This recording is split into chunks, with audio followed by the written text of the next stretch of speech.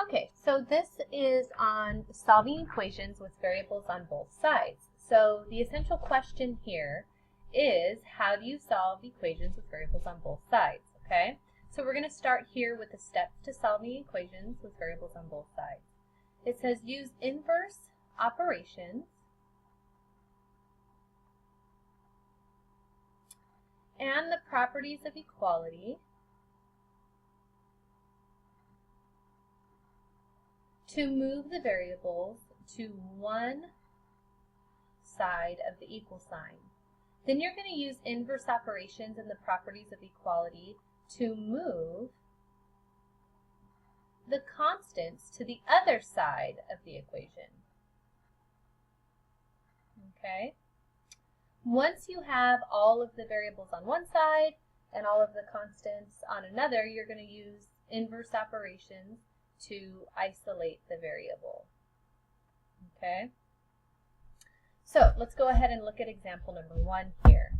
It's 15 minus 3n equals 8n plus 4. So right here is the equal sign, okay? So you have two sides. So here you'll notice we have n's on this side and we have n's on this side. So we're going to use the inverse operation of addition. This one's positive. And subtract, this must be a typo, subtract 8n, please cross out and fix it, from both sides, combining like terms. Okay, so what I mean by that, we have a minus 8n here, so we can't take it away from the 15. So when we subtract the 18 here, we then have to subtract it from here, which is the like terms. Okay, so when we do that, we're left with 15. Same signs, add and keep, you get a negative 11n equals, these equal 0, and you have 4 left. Okay, so now we're going to use the inverse operation of addition and subtraction. Addition and subtract 15 from both sides, combining like terms. So now we're moving this 15 over, moving the constants to the other side. Okay, these equal 0, so we have negative 11n equals, different signs you're going to subtract. 15 minus 4 is negative, give it the sign of the higher number. Okay, so our goal here now is just to isolate the variable, and so the inverse operation of multiplication is division, so we're going to use the inverse operation of multiplication and divide both sides of the equation by the coefficient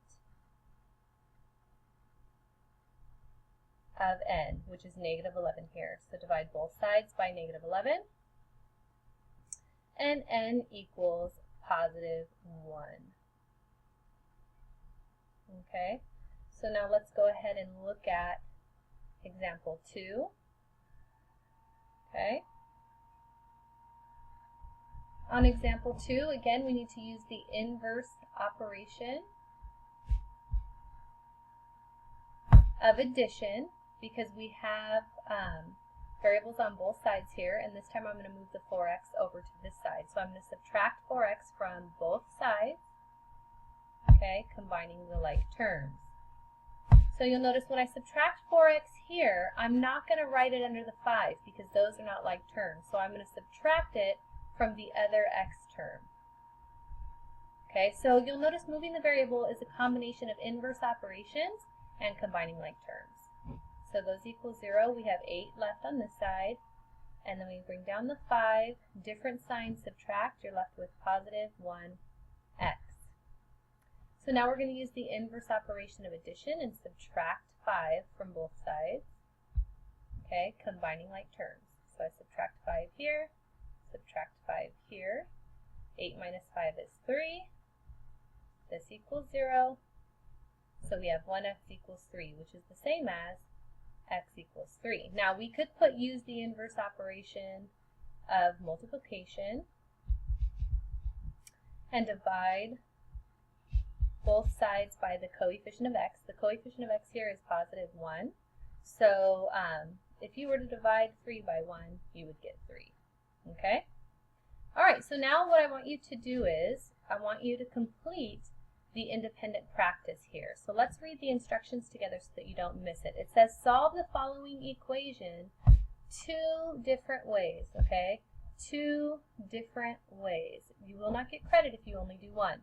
It says first moving the variables to the left, then moving them to the right. Okay, so you'll first start with moving the positive 3b over, and then you'll continue and move the positive b over on the second attempt at solving it. Okay, so after you have some time doing that,